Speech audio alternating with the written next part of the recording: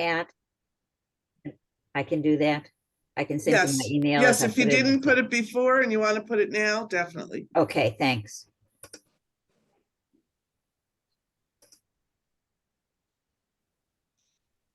Hi, guys. I'm just saying hello to everybody. I get to be the facilitator, but I know Vanessa's going to handle it all. Well, actually, Wendy, when I heard that you potentially were going to be the facilitator, my comment was, oh, good, she knows the program. Yeah. And I also asked Noelle if she's able to come to pop in. So she Right. might. Great. She might pop in. Or she'll talk to you and pop in. I don't know. But.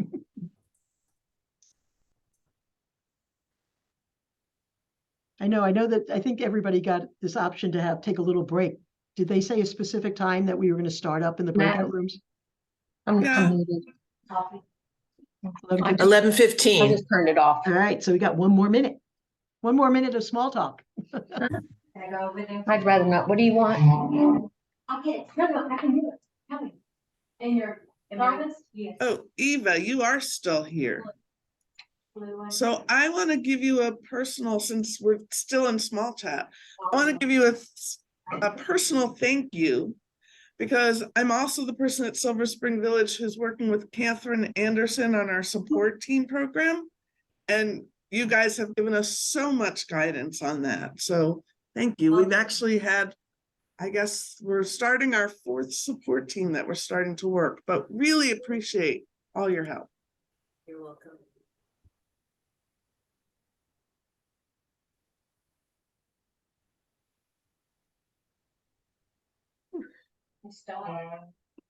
Well, it looks like it's 11:15, guys. And I'm really, the sense that I got is this is an open session. So you all ask questions and I will respond, or Wendy will respond, or someone will respond. So if anyone needs help getting into their breakout room, just let me know. So let me just, as people get settled in, let me just speak up as a participant in DOROT and just give huge kudos to Silver Spring Village, Vanessa and Doug, for connecting all of us with this program. We have always had tech volunteers in our database. So when one of our members would call in for, help with their printer or Wi-Fi or TV, we'd always put those out as one-off service requests. But then, we recognized that they had ongoing needs. And we were looking for a program that would help us address those ongoing needs. And you guys found DOROT and, raised your hand and got us all engaged. We've been extremely happy with it. We've got our current volunteers who were tech people signed up to be coaches. And we also very successfully recruited for new volunteers. I mean, we put some postings out, in our online recruitment venues saying we were looking for tech coaches. We got a lot of people responding. And we've been able to do one-on-one signups between our members and those tech coaches, probably for the last couple of months. And we had so many tech coaches that we've actually expanded the program to our senior housing facility in our area.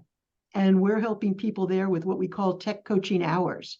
So some of our volunteers go over there 2 hours a week on a Thursday and a Saturday and just do signups to help residents there with their tech needs. And again, these aren't village members. We just had these coaches that were available and looking to do something. And we said we could do more with one of our partners. And it helps us with marketing, outreach, brand awareness, all sorts of things that we want to get in the community. So that's those are 2 thoughts. 1, thank you, Silver Spring. 2, great program, good pickup. And 3, it's allowing us to do even more with our partners. Wendy, as you say that, and other things you said as well, one of the things that I have found, I've been working as a director of volunteers with Silver Spring Village since 2015. And sometimes people are looking for specific volunteer experiences.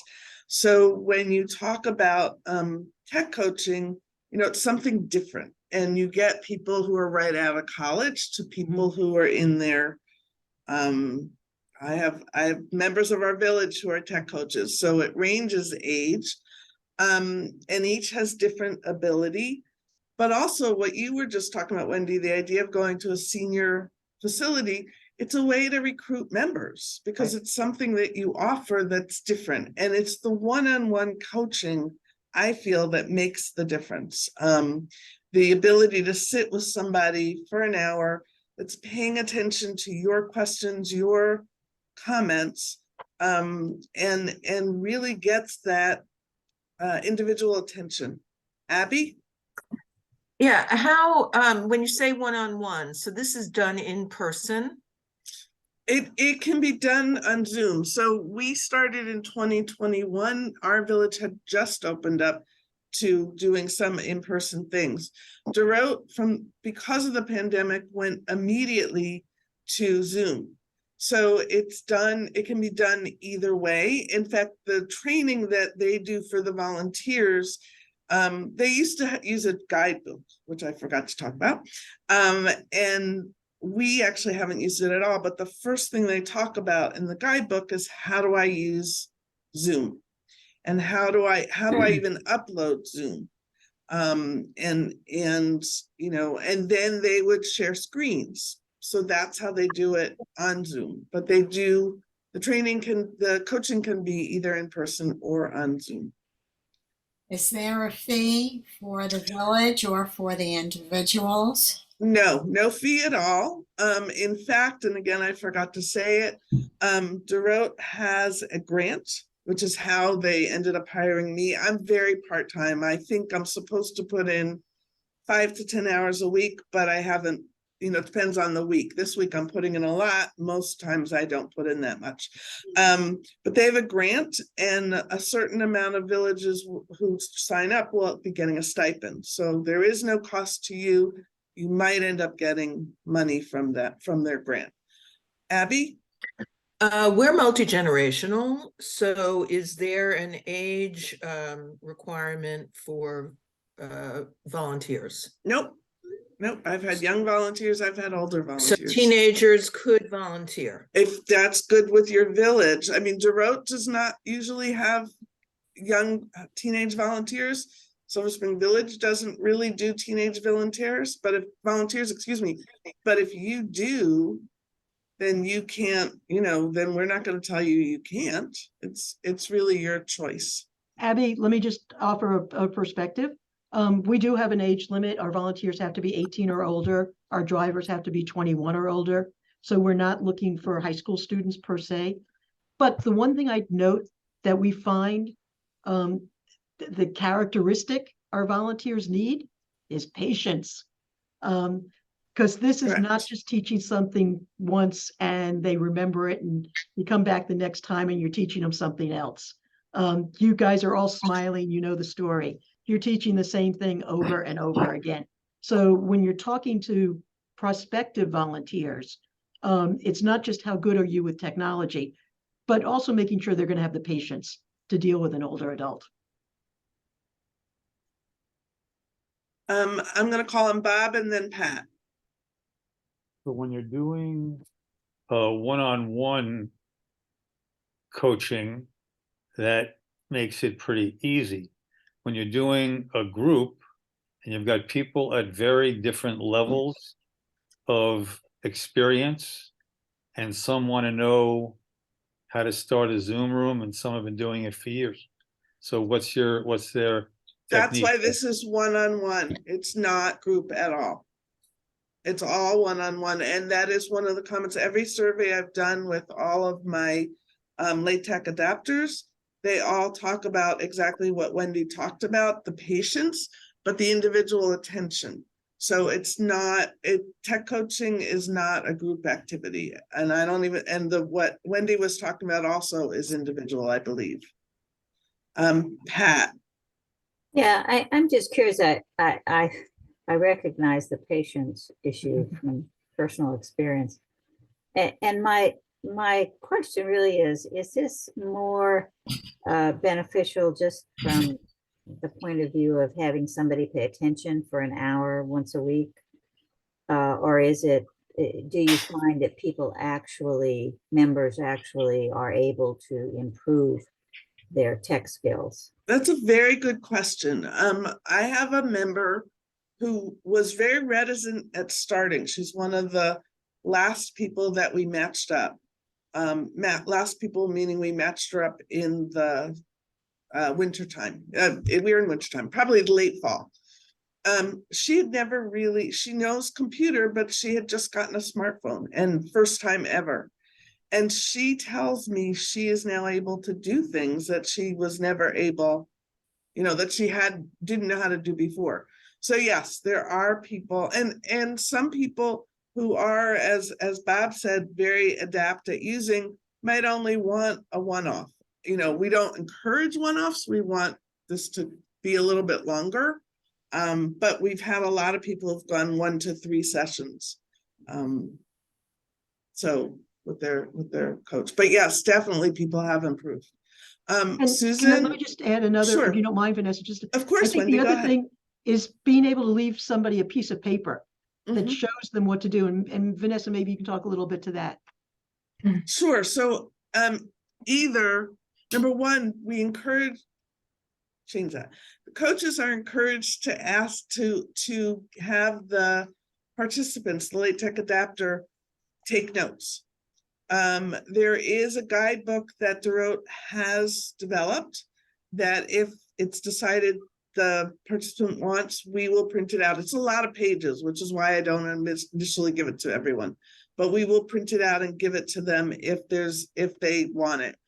But it's encouraged for all participants to, as Wendy said, keep notes, and many of them do. I have one volunteer who created what he calls a feedback sheet, and it's pretty simple. And he writes on it every week at the end of every session what happened, what they did, and how they can and how to remember it. And then, as somebody said earlier, you do go back again and try to help this person retain it. So I saw Susan's hand, and then Amy's, Loretta's, and then Abby, and I'll try my best to remember. Susan first. Okay. Well, I had a comment and then a question. The comment is that in our village, which is East Rock Creek Village in Ward 4 of DC, we worked before the pandemic with a group of high school students who did some in-person tech coaching for our members. They actually had their own nonprofit. It was quite an elaborate deal. But I would say that they were not particularly patient. And they, I'm hoping that this program really will help people to learn how to coach better, how to teach people. Because so often, and people say it all the time, oh, my grandson came over and I had this problem, and they just went little. And then, and sometimes that's all that's needed if it's a problem, a glitch or something like that. But if it's actually trying to teach the person something, it just doesn't work. They need a different approach for that. The question I have is this, you mentioned coaching on an iPhone. I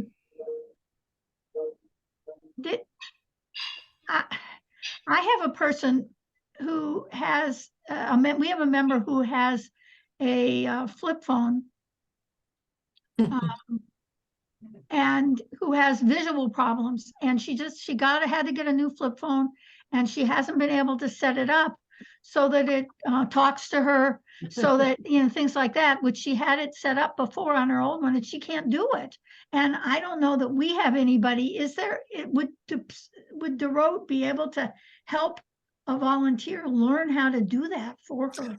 And basically, since she's got visual problems, it's not going to be so much. Someone is going to have to set it up for her and then teach her how to use it. So DOROT also is volunteer. There's a extensive staff. Actually, Abby, the person who's the executive director. I can tell you later. But they it's an extensive staff, but the actual tech coaching for them as well is also all volunteers. Mhm. And many of our volunteers, if they don't know the answer that the person's looking for, they will Google, and they will Google together with the member. So that the member learns the function of Googling their answers. Obviously, in this case, because she's vision impaired, it's a little different. Well, and the other problem is she has no Wi-Fi or anything. If you're at her house, Yeah. how are you gonna, I can't Google at her house, let's put it that way. So you might Google at home, print out what you learn, and then go work with Yeah, the person. yeah. So that would be the suggestion. Mhm. I think Loretta was next, and then if I remember correctly, it was Amy, then Abby, then Diane. Well, you mentioned me before, Loretta. I Okay, think, so right? Amy, Is you that go right? first. Yeah, I think. I have a question, and it's more in preparation to get a program like this started. We have people who, maybe 2 people who volunteered to go into people's homes, and these are people that we know from our garden club or through our ukulele club, whatever. So there's never been a question about the risk of sending someone into another home. We have 700 households. So if we, and this is a program that we definitely need to start. But as we open it up to volunteers who have never participated before, we don't have the background knowledge about, whatever. So do you, first of all, vet your volunteers if they Our are village coming vets in, all and our volunteers. how do you do that? And secondly, do you keep a record of every visitor phone call, and how do you do that? We do not have staff. Okay, so, and that's a good question. And it's an interesting question. So the first response I would give is our village, because of insurance reasons, vets every volunteer. And we do it through an outside organization called COAS Global. That started before I was part of the village, so I'm not sure how we got involved with COAS, but that we do vet all of our volunteers, period, end of sentence. In terms of keeping records, each village does it differently. Our village uses Run My Village. Run My Village. And so when I know that a tech session is going to happen, they tell me I'm going to meet with so-and-so at such and such a time at such and such a day. I put that request in there and assign it to their tech coach, and the tech coach then closes it after they meet with the person. Sorry, you're muted. So that's how we do it. Yeah, you as volunteer do it, and does it keep you busy? I'm staff. I'm paid staff. Oh, you are paid staff. I'm paid staff, but I'm You're lucky. part-time, so I'm part-time. Wendy, I think you guys do it similarly. Am I correct? Yeah. First of all, like you, all volunteers have a background check. We use something called Sterling Volunteers. And Amy, just if you're moving into the volunteer clearance world, I mean, we find at this point, with the right kind of language, almost all of our volunteers pay for their own background check. I know that's another subject to talk about, but if you use the right language in your, communications with volunteers, many of them step up to the plate and will pay for their background check. So that's just an FYI if cost is a factor. But two, and it's a different conversation, so I know we can come back to it by, near the end of this session. But yeah, we do, first of all, our volunteers keep their own records, time and miles, etc. But they do communicate with us periodically what those time and miles are. Sometimes they'll do every single time. Other times they'll send us, for a month and say, this month I did 3 events, blah, blah, blah. But we get feedback from them and we put it into our database. Okay. But Amy, we can come back at the end of the session and talk a little bit about volunteer clearance, because that's a different subject. Yeah. Well, I think it's very much part of the subject when I talk to the board about setting up. You know, okay, program okay, like but I that. don't want to distract other people who want Right. to talk about DOROT. Yes. About tech, Abby, would that be okay? All right. Okay, my question is, and I think I'm hearing the answer, but where are these sessions held generally? they're held either in the person's house. One of my people, actually, one of my coaches, the member goes to his house because they live in the same neighborhood.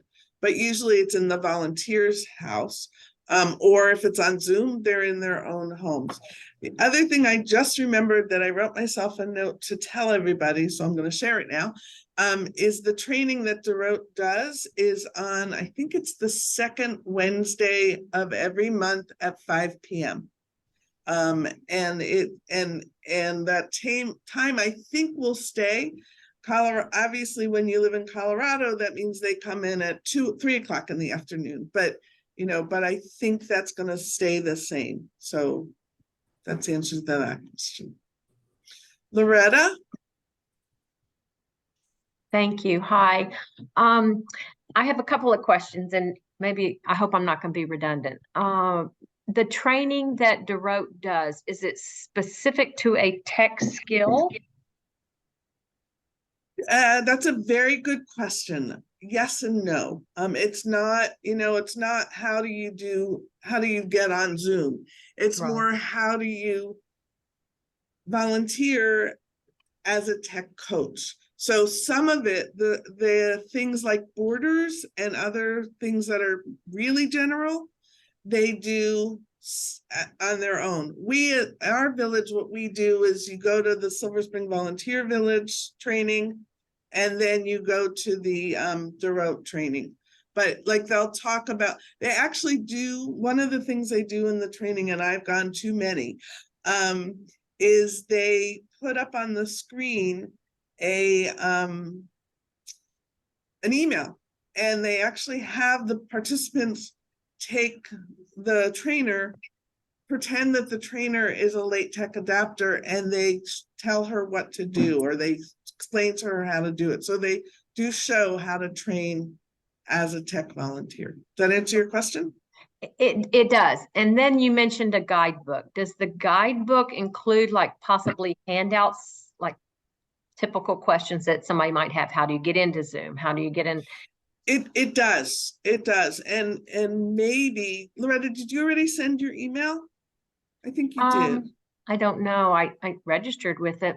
You want me to send it to you so that you can? Yeah, and then I can actually send you the guidebook so you can see what they look like. Okay, thanks. And actually, and I didn't write the email down, but if you go on DOROT's website and you say guidebooks, tech guidebooks, anybody, anywhere in the country can get into their tech coaches guidebooks, not the participants guidebooks, but the coaches guidebooks. You can get in and see. And I do have a menu somewhere on my computer, which I can look up and share with everybody. What's the difference between the coaches and the trainers? Good question. The coaches actually gives a little bit of, suggestions on different types of things with how do you do the training. So, but I can send them to you, as I said. Okay, thanks, Vanessa. You're welcome. Diane. Yes, thank you. I look forward to learning a lot about that as well. So I'm glad I signed up to try to get connected. I wanted to say that I have questions in one of the two areas in which we provide tech help. We're a small village, but we have always had a large number of volunteers who like to provide tech help. So they sign up at the beginning saying they'll do that. Right now, I just checked. We have almost 30 of them out of and we're just a small village. But does that, and we also do something once a month on a Sunday afternoon called Tech Time, and it's one of our most popular activities. The members love to come. Yes, they like the social hour. I think that's a very wise question, but they learn something, and actually I think it complements very nicely with one-on-one. That is, members would come to the event, they'll learn something, they'll get a little bit of help. We have several tech people there, and they kind of take turn walking around helping people. So they get a little bit of one-on-one, but they can also make appointments, with our tech volunteers for follow-up. Now, this is the question I'd love to, I think, I'm kind of hoping that the DOROT coaching training would help us with. As I said, we have a large number of volunteers who want to provide this help. But when I have a request come in, or we have a request come in for anything, that's tech related, I'll send it out as we send out everything, and there's crickets. What the heck is happening? I know that what's happening in many cases is that the volunteers aren't sure that they are the best one. That is, volunteer A is sort of thinking that volunteer B must be better at whatever it is. And I'm hoping that this training will simply build up a sense of confidence and collegiality, maybe, or something that'll help a core group of our tech volunteers to work. Do you think that I'm on the right track there?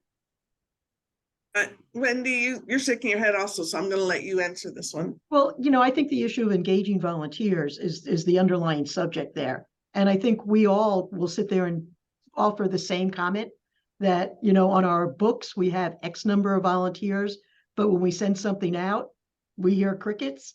And I think it's the issue of engaging volunteers. So I actually do think offering your tech volunteers the opportunity to participate in this training is another mechanism for getting them engaged. And I think personally, it would be a great idea because, we can't touch every volunteer one-on-one. We can't call each one of them up. We can't email each one of them personally. So anything we can do to get them engaged with us is going to be valuable. And I think this training would be a good tool. And then, use it to call your volunteers, because you may find that the 25 you have, you really need to drop 10 of them because they have no intention to ever raise their hand no matter what. But you could then end up with 15 really good ones. So I did find the menu of the tech guide. So if you don't mind, I'm going to share that with everybody. I can now find, here it is. Share. So this is what the tech guides have. And again, they're constantly being updated. So they're sort of added in, but it's how do you turn on your device? How do you set up? What language, user agreements, how do I navigate around the tablet? How do I use my iPad? How do I use Zoom? So you can see I know I'm going fast, so I apologize for that. If people have questions, please let me know. But that's basically what they are.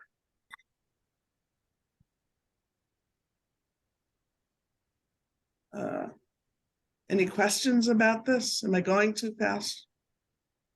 So email, how to use the pre-installed apps. And again, a lot of this stuff will be covered in the meeting on Wednesday. So I'm going to stop the share, but I can bring it back up if people have questions.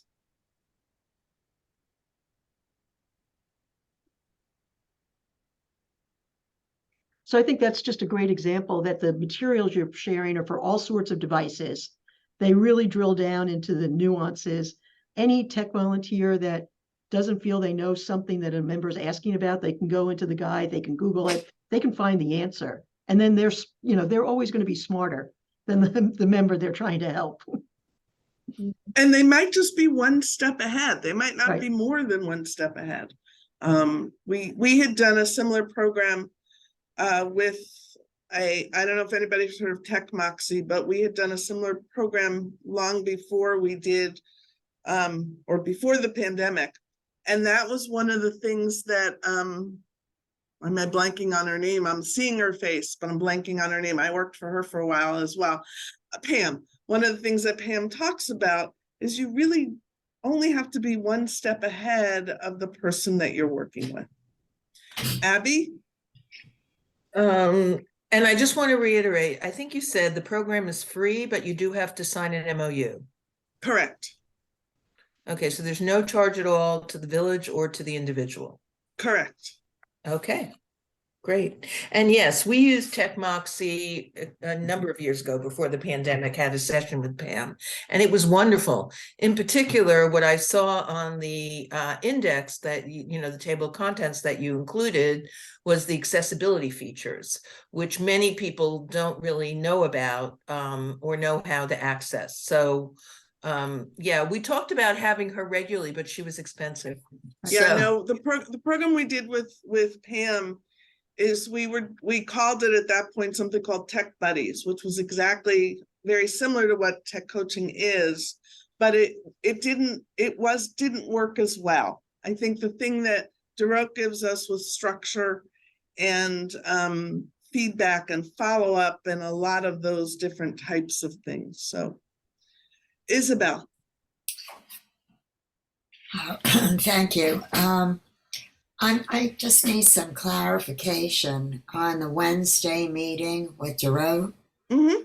Is that an information orientation, or is it actually offering coaching at that time? It's just the information and information and more than what an orientation, that was the other word you used. It's not, that's the first step. And then whoever signs the MOUs will then do a meeting with the administrators to go over how that works. And then you start the program. Thank you. You're I welcome. wanted to circle back just for a second. Someone mentioned TechMoxie.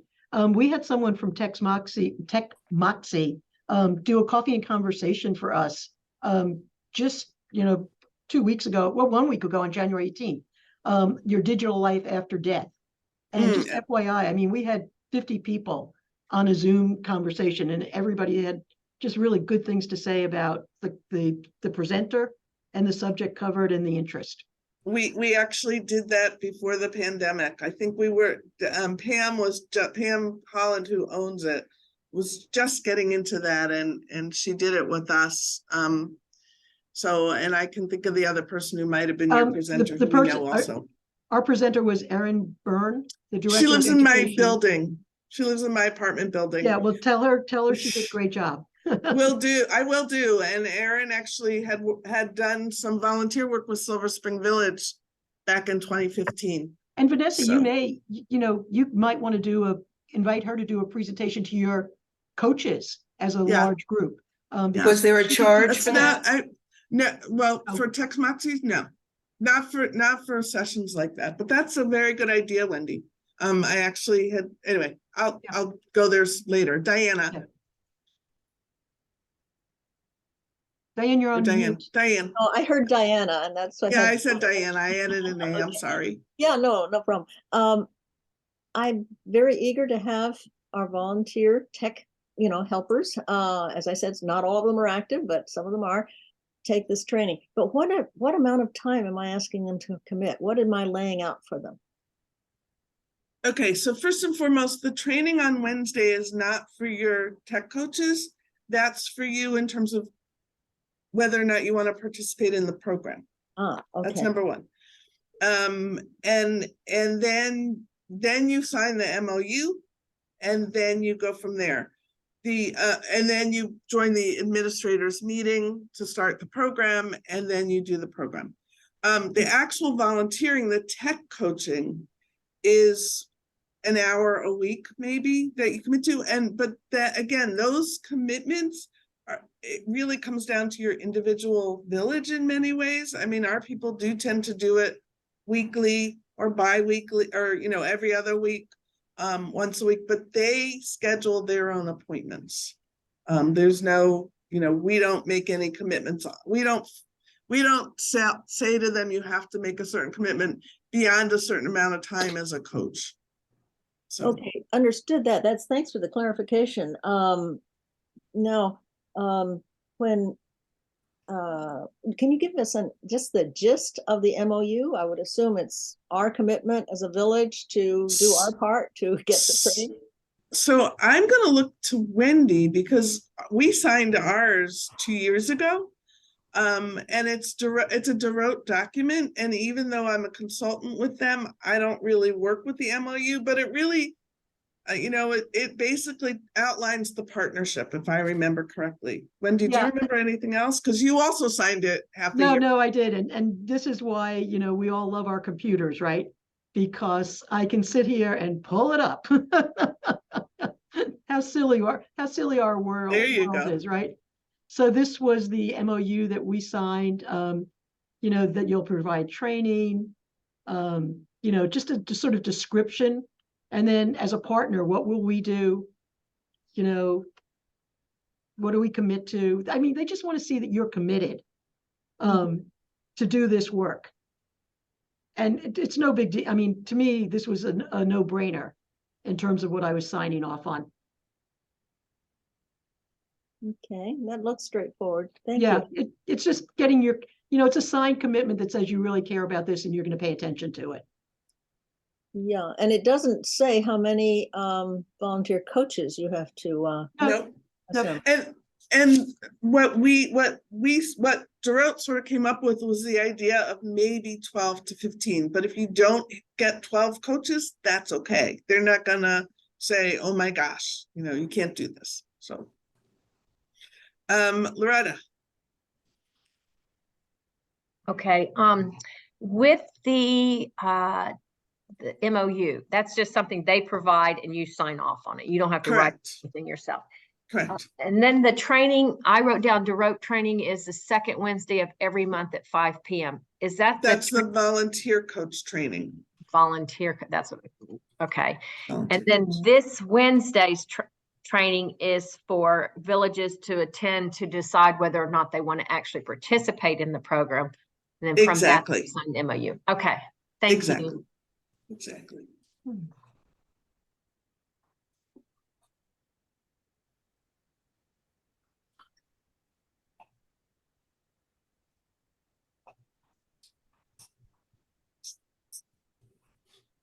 I'm not being silent because I'm writing down an email while we're on this call with everybody. Sorry. No problem. Are there other questions? Go ahead, Loretta. I was going to say, what is the difference between a trainer and a coach? Is the coach the person that DOROT trains for your village to then train your volunteers? Exactly. Okay. No, wait. I'm sorry. And when I was talking about the trainer, I think I was talking about in the volunteer training. And so I was referring to the person who was doing the training. So the in the volunteer training of the volunteers, not this coming Wednesday. It's the volunteer the volunteer tech coach who's being trained. Does that make sense? Am I confusing you more? DOROT's volunteer tech coach training is training your volunteers who will be the tech coaches in your village. And that volunteer tech coach training is the second Wednesday of every month at 5 p.m. Correct. Okay, Correct. Thank you.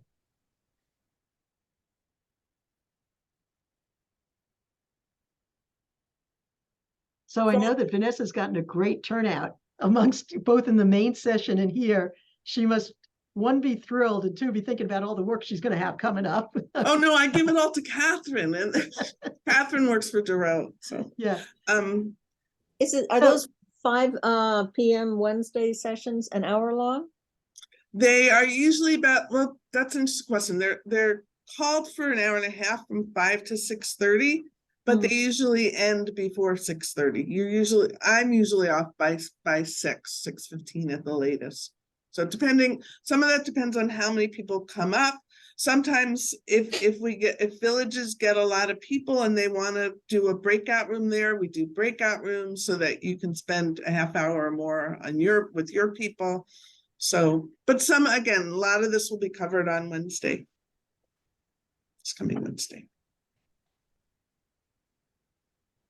Yeah, we had, again, this has been a real pleasure for us. We were looking at tech programs for the last 2 years. We were trying to get grants to get some programs going. We were trying to work with our local university who said they had a curriculum and they were happy to share it with us. And, when push comes to shove and we started saying, okay, let's go, you know, as you say, we had crickets. So when DOROT came around, it was a real lifesaver because we wanted to do it, and it's turned out to be a real successful effort on our part. And they, like I said before, they're extremely flexible. They're extremely great to work with. Isabel. Yeah, sorry to be No dense problem. about this, but who does the training of the volunteer tech people? DOROT. The tech coach or DOROT? DOROT. Okay. And when does DOROT. that happen? Every second, I think it's either the second or the third Wednesday of every month at 5, you will get, know what? I understood you to say earlier that the tech coaches go to that Wednesday training. Yes. I'm speaking about the volunteers, the tech volunteers. Okay. So Well, let me go ahead, Wendy. Let me try some language, and maybe that'll help. So here in our village, I have one person, Noelle. She is sort of like the project lead for this effort. So Noelle works with Vanessa. She worked on the MOU. You know, she did all of the things that my village as a whole needed to do with Vanessa, with DOROT. Then we have, 20 tech coaches. Those are the individual volunteers who go one-on-one with our members, teaching them how to use material. So the tech coaches / volunteers, that's the same terminology. We do have a project manager, so to Or speak, administrator, whatever you want to call it, that helps pull together all that volunteer talent and also is the liaison to Vanessa and to DOROT. And is when my volunteer has a question, they usually go to my project manager first to see if we can solve it inside the village. But then if it's a bigger question that does indeed involve DOROT or Vanessa, then we take it forward. But I don't know if that helps thinking about, but when we use the phrase tech coaches, that is the volunteer in our village who's helping the member one-on-one. Okay, so thank you, Wendy. So the Wednesday meeting then is for the project lead, the potential project lead versus the tech volunteers. Correct. Or yes, correct. Okay, thank you.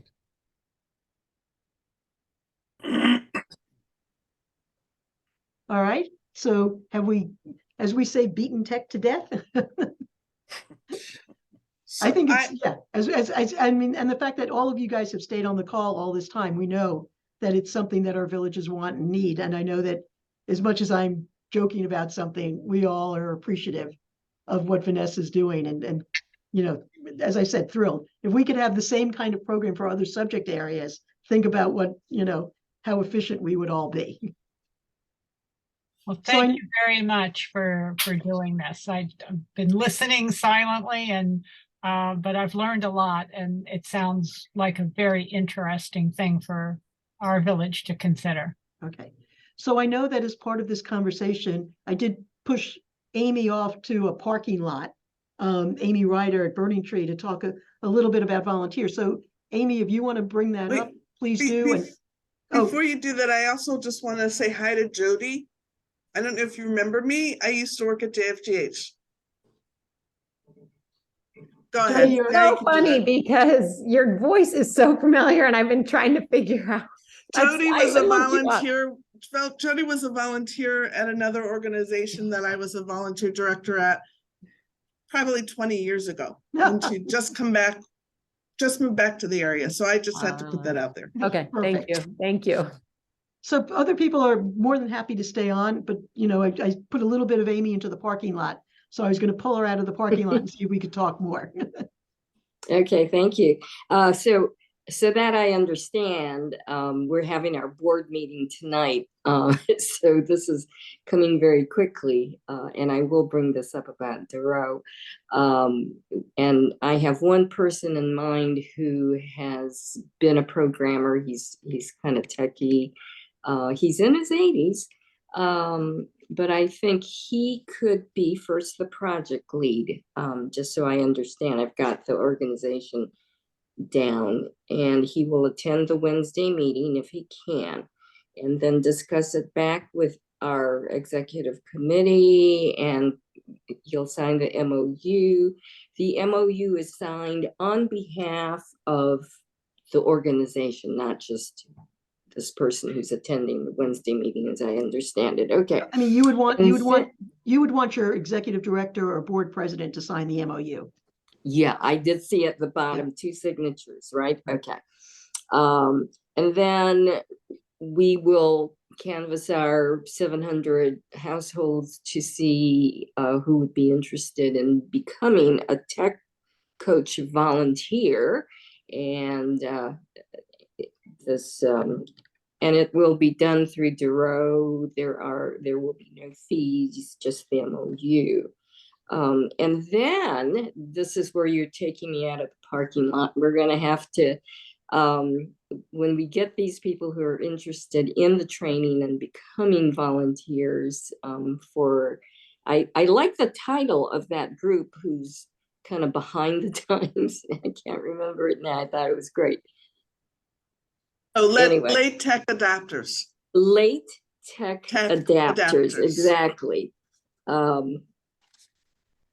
Instead of know nothings. Okay, much better. Or desperate in need of tech help. And then we will have to make sure that they are vetted through COAS Global or whatever you choose.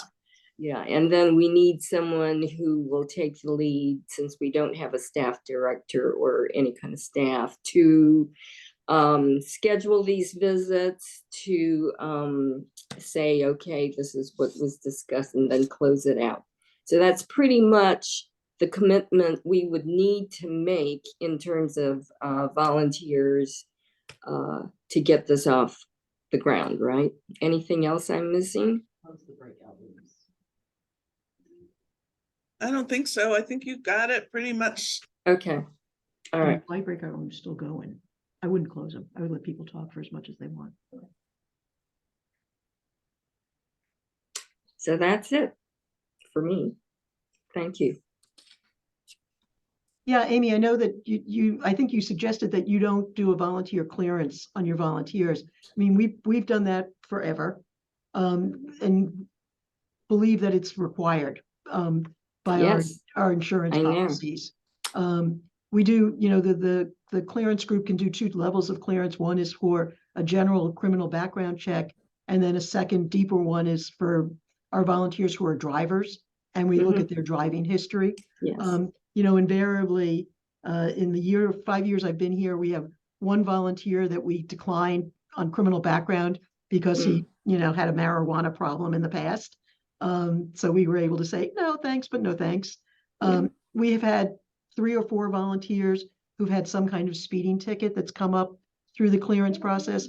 But the reality is, almost all of our volunteers, the clearance process is, they're super clean. But it gives us that assurance that when you're sending them into a member's house, you know who's going in and that everything is on the up and up. Yes.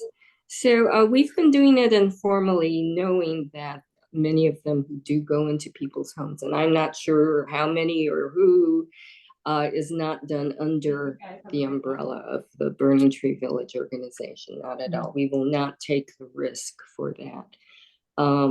But then we cannot provide the kinds of services under that kind of a policy. So I think we need to grow up. There are people who don't feel that it's necessary. So there will be some discussions on my part with them. So let me ask you about the cost of. We are spinning up our participation with Village Rides again, where we will have to do the background check for licensing and drunk driving, things like that. And we understand through Village Rides that we will have to pay for the background check so that they could be volunteer drivers, and that we will be reimbursed. Yeah, I was going to say, my impression with Village Rides is that it's no cost out of pocket to you. I don't know how they do that process, but my understanding is Village Rides was no cost for the clearance. Yes, yes, That I've they had had a someone grant that paid looking for it. into it. Sounds like it. I've had a person looking into it, and he will start it up. But then the other kind of background check you were talking about, so that they can enter people's homes. Do you know what the cost of that is? I vaguely think it's $35. I mean, it usually depends on how many states they've lived in, you know, and but the Oh, reality is yeah, that these things yeah, happen. It's all on the internet. It's yeah. almost instantaneous. I mean, for most Mm. of our people, it's an online clearance and you can hear back within hours that And someone, what and is, Vanessa's done this longer than I, so she can nod. and if Yeah. I could have the names of these businesses that do this kind of Well, background check? I'm a little confused, Amy. So our, But I enjoy. like Wendy said, we don't have people go to do a background check in somebody's house per se. It's all online. Are you having trouble hearing me? No, Okay. you're misunderstanding. I think Amy said that they have a little bit of an informal effort that they do in their village. Right. They know the person well, so they feel confident sending them into the house. They don't have a formal process Correct. that they use Right, I got that. yet. But we will take the responsibility if we had something like this tech coaching volunteer program.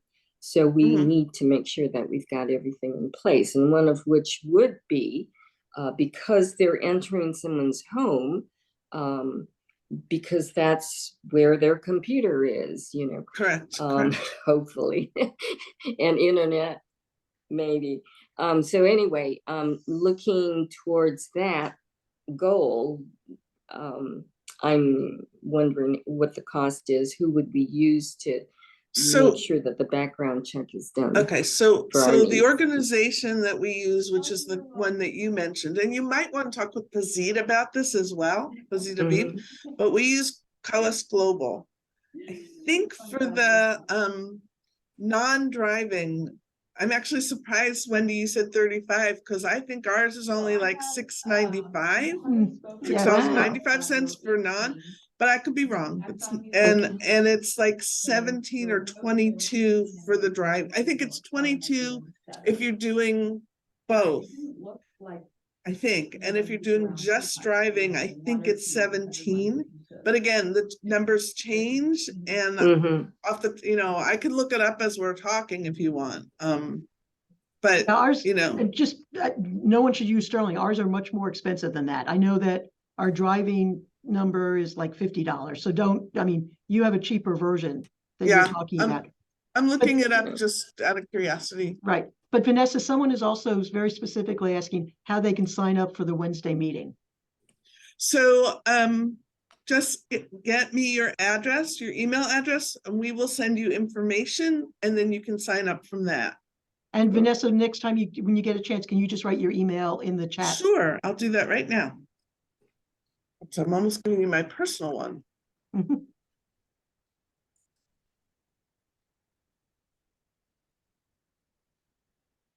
Second, one change. Okay, there goes.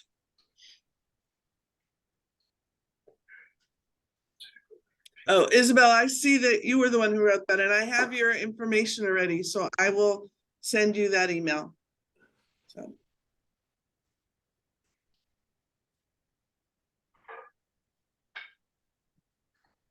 Oh. Are there any more questions? Okay. All right. Well, I've heard that we're the last group going. So Good. I just got our word. So thank you very much, everybody. All right, You'll see that thank you. these things Thank have you, been everyone. recorded. So hopefully you'll be able to get them up on the web at some point. And we really enjoyed. And again, anybody on the call who hasn't signed up for the next Tuesday, the 31st, in person opportunity to see your colleagues. Let's get together at the facility is at Marymount University, but let's get together there and have this in-person conversation in the same way. Okay. All right. Take Bye-bye, care. everybody. Bye-bye. go ahead and ask them for that. Yeah, yeah. Go ahead and ask them for that, so that we can share it, we'll share a link to them. Right. Yeah, absolutely. Well, we'll So post now them what on we're there. gonna do is, so I recorded that, and that means it's sitting on my desktop, and I need to somehow get the link. I Well, gotta figure that no, out. you don't know. I think Mary Ellis recorded the whole plenary. We I think don't. that was Carolyn. I mean, Carolyn recorded the whole plenary. So you don't need to retrieve anything from the plenary. No, but what about my breakout? Oh, yeah, yeah, yeah. So I think, Seal, you and I are in the same position. I recorded my breakout. I think it's on my personal computer. Somebody gets to tell me what to do with that. I have no clue. Same here. Okay, all right, we're in the same boat. I want to welcome Leo. Yes. Leo, hello. Leo, delighted to have you. We're so, were you Should able? should I be in this session? No, we're done, but this is our good opportunity doing to a welcome debrief. you. So this is Seal. Oh, So let's introduce ourselves. I don't think Wendy Guess and what? Seal- You got voted in, so yay. So, Thank hi, you. Leo. Glad to I'm have Wendy you. Zenker from Arlington Neighborhood Village. And she's I'm been our Seal with treasurer, the Home in Alexandria. and Seal has been our program person. And maybe it's a good thing you weren't there, because you probably wouldn't have said so much about yourself. And Layla took the liberty of giving us a lot of interesting details about what you have done in the village and your background. So that was really worthwhile. And I can just tell you that I hope that you will join Seal in the program planning side of things, because I think you have some very interesting, innovative ideas for reaching, different populations and things like that. So we certainly hope that you'll join a lot of our discussions and activities. great. I'm looking forward to that. Right. I had joined this I'm gonna meeting stop. earlier, and the